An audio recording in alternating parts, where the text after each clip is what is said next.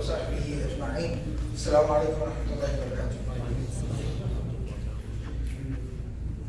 Alhamdulillah, it's a great blessing and mercy of Allah subhanahu wa ta'ala that Allah subhanahu wa ta'ala allowed us to gather here today in the house of Allah during these blessed days and blessed nights of the first 10 days of the month of Dhul Hijjah. Tonight, of course, we are gathered here to observe and to talk and to, inshallah, hopefully learn a little about the virtue and the significance of the day that is tomorrow. As Dr. Masud was just mentioning, that tomorrow, inshallah, is the day of Arafah. What I'd like to, inshallah, talk about tonight is talk about the day of Arafah, but kind of go through a few different items in regards to the day of Arafah. First and foremost, of course, the day of Arafah is the 9th day of the 12th lunar month, which is the month of Dhul Hijjah. And that is known as the day of Arafah. Interestingly, before we go further into the virtues of the day, I wanted to talk a little bit about the history of the day, how it came to be called the day of Arafah, and exactly what the significance of the history is. So there are two things, and a lot of times we confuse these two things.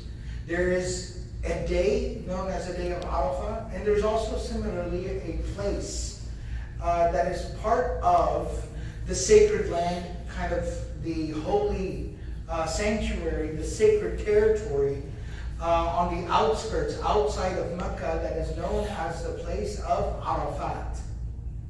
It comes from the same root, the name has an association, but the name is somewhat slightly different. The place is known as Arafat, and the day is known as Arafah. Of course, they both come from the same root, as you can hear that even in the name Arafah versus Arafat.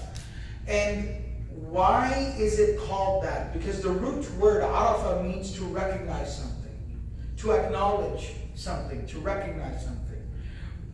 How did it come to be named, the place and the day? How did it acquire that name? So there's a lot of discussion behind that.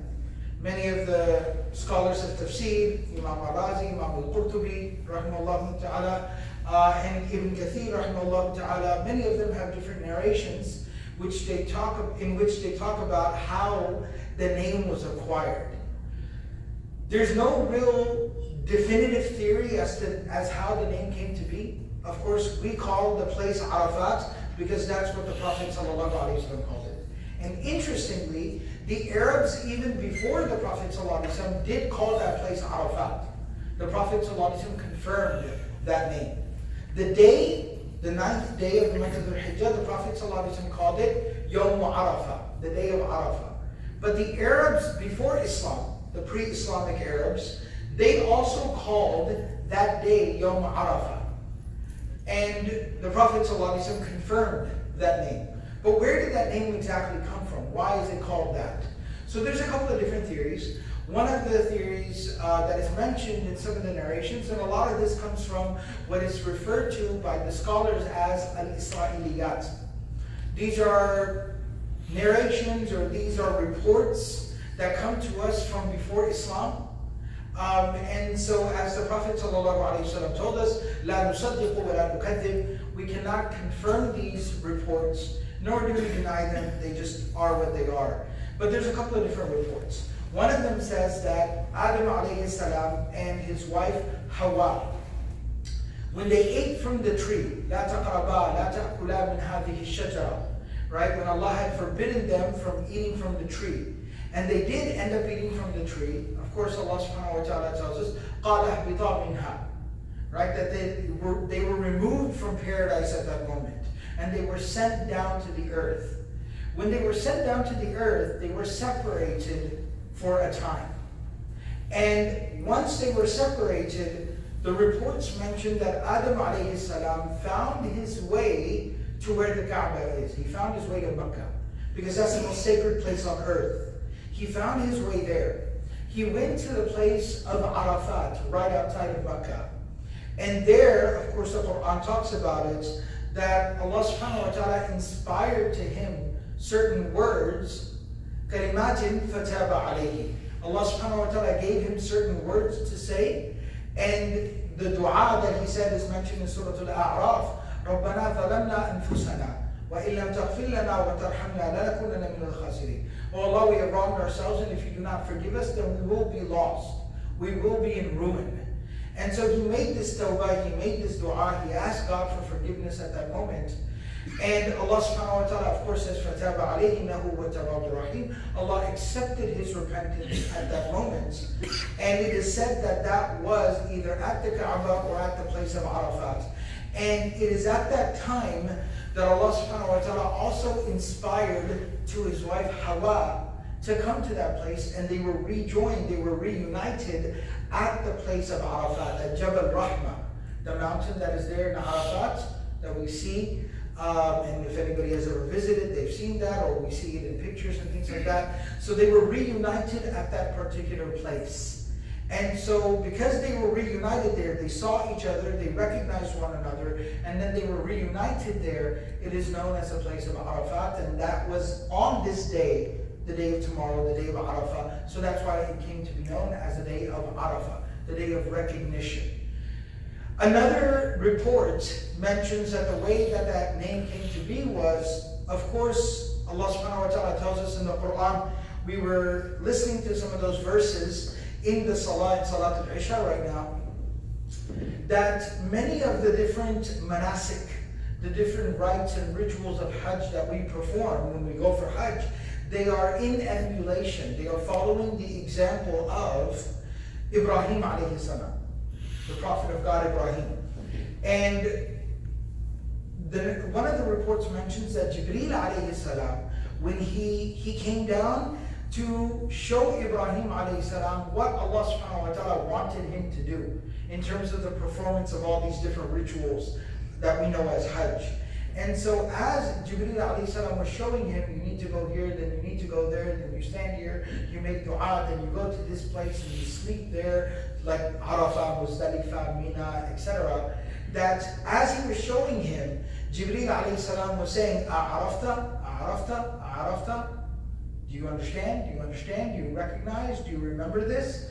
And Ibrahim alayhi salam was responding every time Jibreel alayhi salam would ask him, he would respond by saying, Araftu, Araftu, Araftu. I understand, I recognize, I will remember.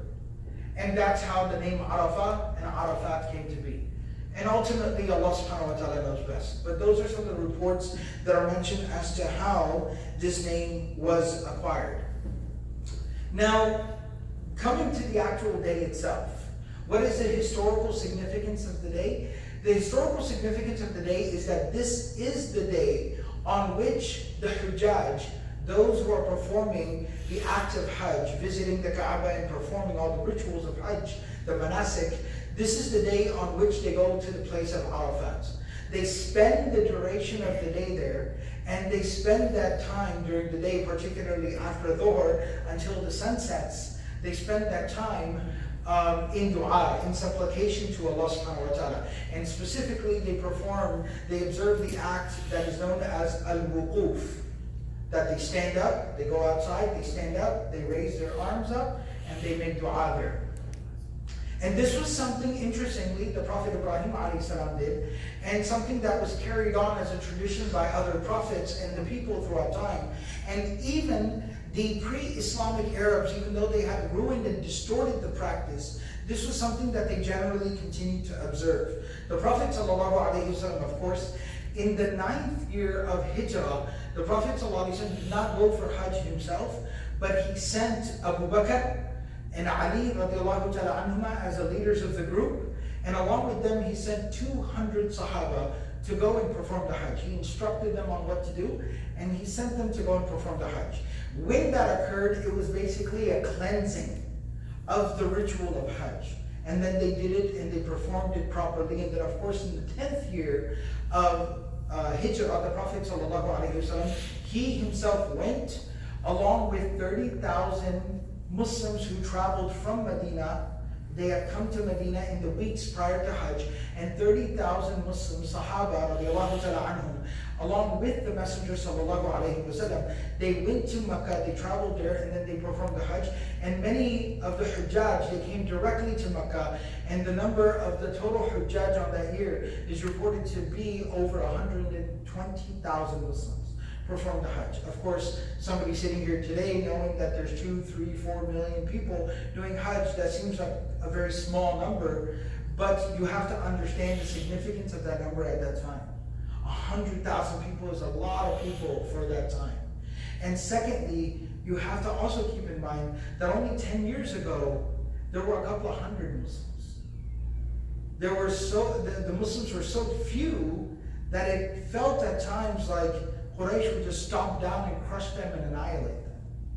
They were scattered, just a few hundred Muslims. And 10 years later, there were over 100,000 Muslims just simply performing the Hajj. And there were probably many, many more. So that is the significance of this particular day. The main significance that this is the day on which this great act is observed. And of course, the Prophet ﷺ said, Al-Hajju Arafah. The main day of Hajj, the central pillar of Hajj, is going on the day of Arafah, the night of the Hijjah, going to the place of Arafat and making dua to Allah subhanahu wa ta'ala, and of course observing that very noble act. The Prophet ﷺ in a hadith narrated by Abu Hurairah radiallahu ta'ala anhu, he says that in Allah yubahi bi ahli Arafat ahla sama. Allah subhanahu wa ta'ala boasts about the people that are collected at Arafat. He boasts about them to the inhabitants of the heavens. That look at my slaves, they have sacrificed so much, they have given up so much, they stand out there in the sun and in the heat, and they pray to me and they beg me for my forgiveness and my mercy. Allah shows off the people at Arafat to the angels. And He says, فَيَقُولُ لَهُمْ أُنْظُرُوا إِلَىٰ عِبَادِي جَاءُونِي شُعَثًا غُبَرًا.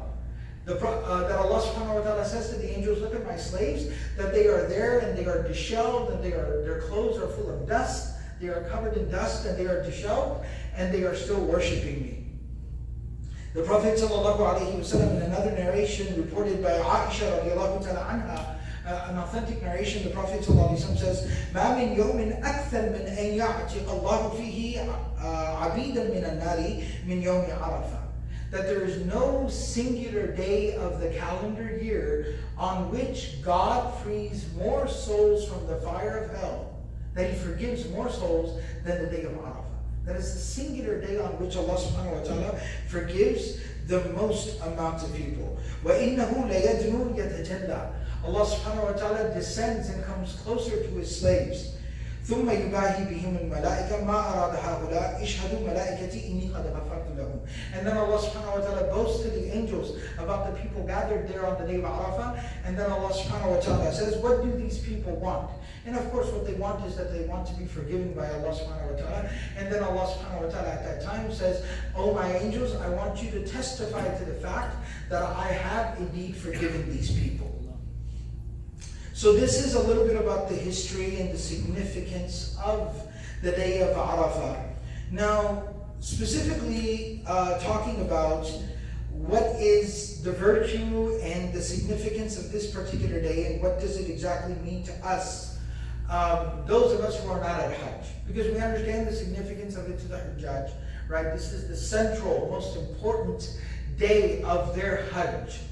And they're going to be gathered there making dua to Allah subhanahu wa ta'ala. But as far as we are concerned, what is exactly the significance and what are we to do? The Prophet sallallahu alaihi wasallam, in numerous authentic narrations, the Prophet sallallahu alaihi wasallam, he teaches us that fasting on this particular day is of great virtue.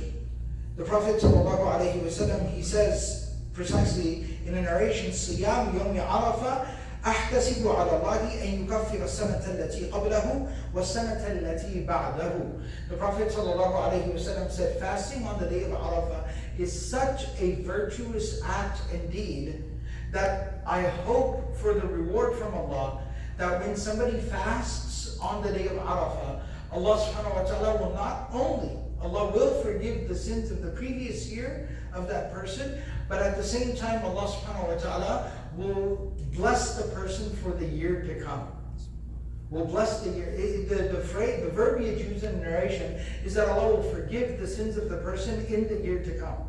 And the way that many of the scholars, Imam al-Nawawi, Ibn Hajar, rahimahumullah ta'ala, and many of the scholars have explained, we understand what it means to forgive the sins of the previous year.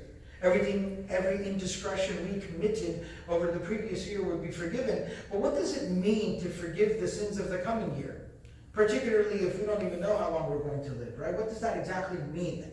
And so, as I mentioned before, many of the scholars of Hadith, Ibn Hajar, Imam al-Nawawi, and many others have explained that what that exactly means is that for the coming year, Allah subhanahu wa ta'ala will guide the person for the coming year. Allah subhanahu wa ta'ala will grant tawfiq, guidance, basira, a nur, a light to the person for the coming year to make better choices, to stay away from sins, and to conduct themselves in a way that is more beloved to Allah subhanahu wa ta'ala.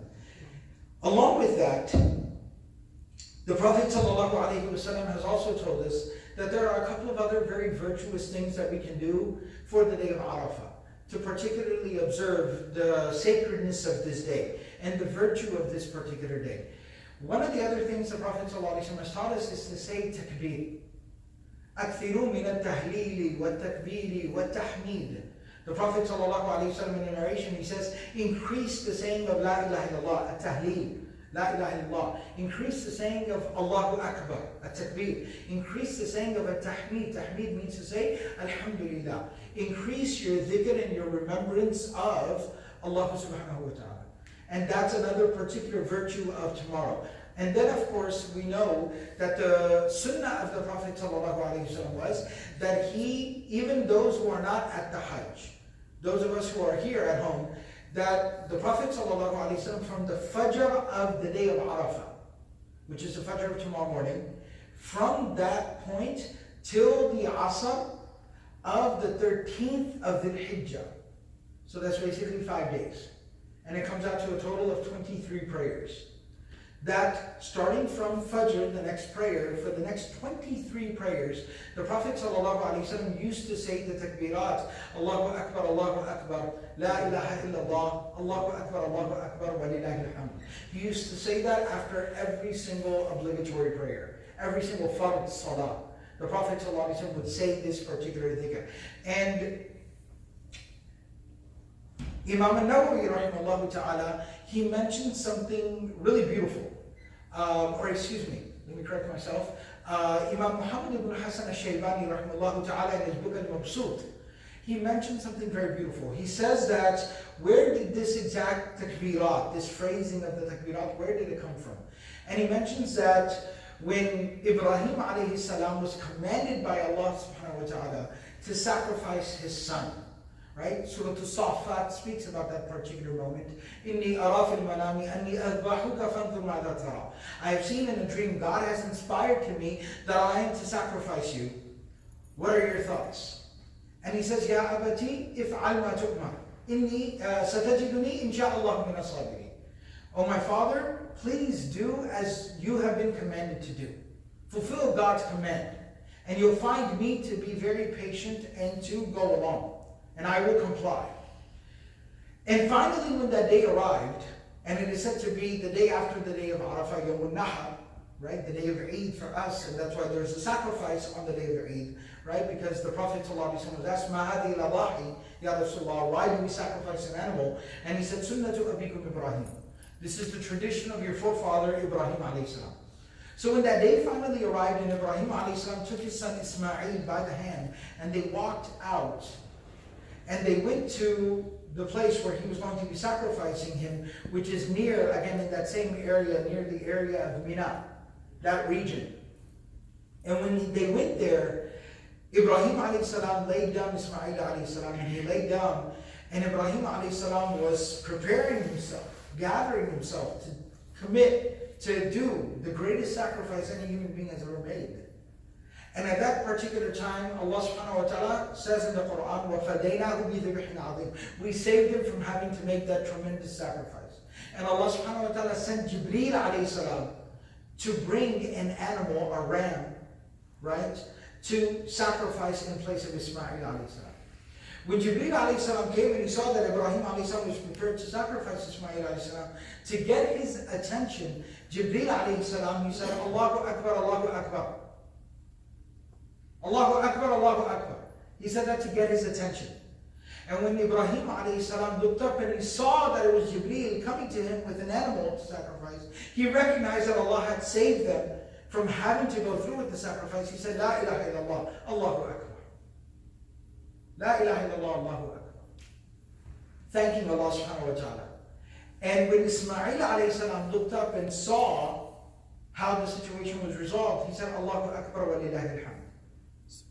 And that essentially that entire exchange of takbirat and praise and glorification of God, in that moment of gratitude that was preserved and given to us and taught to us by the Prophet ﷺ, and that is the story behind the takbirat that we will say starting tomorrow, and that we will say over the duration of the next 5 days.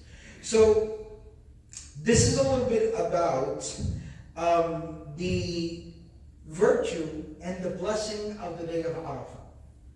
And lastly and finally, what I'd like to kind of mention is, and I kind of alluded to some of these comments just a couple of days ago during the khutbah on Friday as well, that Allah subhanahu wa ta'ala provides us with these very special moments and opportunities.